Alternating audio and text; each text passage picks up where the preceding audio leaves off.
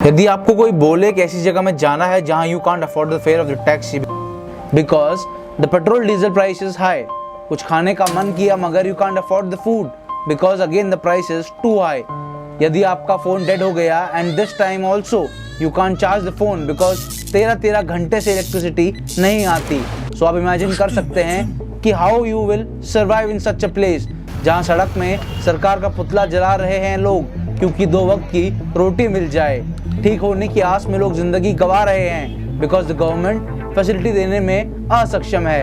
And the most important thing is that those people, those students जिसने कभी सोचा था देश के लिए कुछ करने के लिए मगर जिस देश का सपना उन्होंने देखा था वो देश ही नहीं रहा।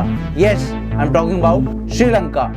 एक टाइम ऐसा भी था जब श्रीलंका राष्ट्रीय और अंतर्राष्ट्रीय लेवल में टूरिज्म सेक्टर हो या ट्रेडिंग सेक्टर से अच्छी तरह से कमाई कर रहा था। If you talk about tourism sector 2018 का ग्राफ देखें तो we found more than 23 lakh tourist visited Sri Lanka. But ऐसा क्या हुआ कि देखते देखते 2021 तक ये संख्या घटकर 1.84 लाख हो गई। सो वो क्या कारण है जिसे श्रीलंका को टूरिज्म में इतना नुकसान झेलना पड़ रहा है? तो बात है 2020 की, जब पूरी दुनिया की ऐसी महामारी से जूझ रही थी जिसका नाम है कोरोना वायरस, जिसने पूरी दुनिया की इकोनॉमी को गिरा के रख दिया। और लॉकडाउन एक ऐसा बड़ा कारण था जिससे श्रीलंका की इकोनॉमी को बहुत इफेक्ट पड़ा। लॉकडाउन के कारण सब ट्रांसपोर्टेशन ठप पड़ चुकी थी और हर इंसान की जिंदगी एक कमरे में बंद हो गई थी। और इधर से स्टार्ट होता है द डाउनफॉल ऑफ श्रीलंका। देश में जब भी कुछ होता है the first thing that comes in our mind is government and Sri Lanka में भी वैसे ही कुछ हुआ।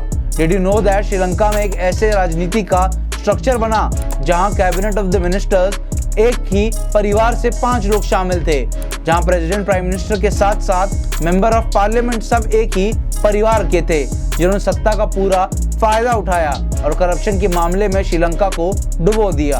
और जब देश को सबसे ज्यादा जरूरत थी गवर्नेंस की तब पूरे कैबिनेट ने एक साथ रिजाइन कर दिया।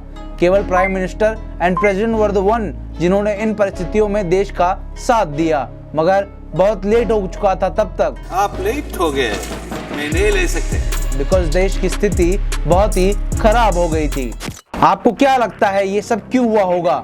आई नो यहाँ बहुत लोग हैं जिनको श्रीलंका के बारे में ज्यादा पता नहीं होगा।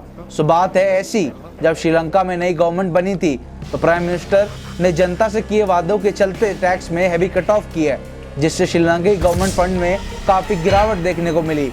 यही नहीं, इसके कारण जीडीपी 6.2% से गिरकर 3.1% रह गई। जब जीडीपी में गिरावट आई तो उससे कनेक्टेड एफडीआई में भी गिरावट दर्ज की गई। श्रीलंका काफी समय से परेशानियों से घिरा हुआ है।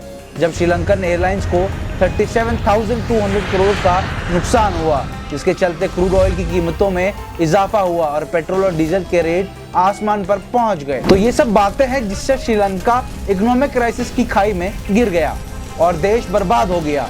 तो आप लोगों को क्या लगता है कौन असली जिम्मेदार है? क्या भारत श्रीलंका के साथ रहेगा या नहीं? हमें कमेंट करके बताएं और हमें लाइक, शेयर और सब्सक्राइब करना ना भूलें। Thank you so much for watching the video.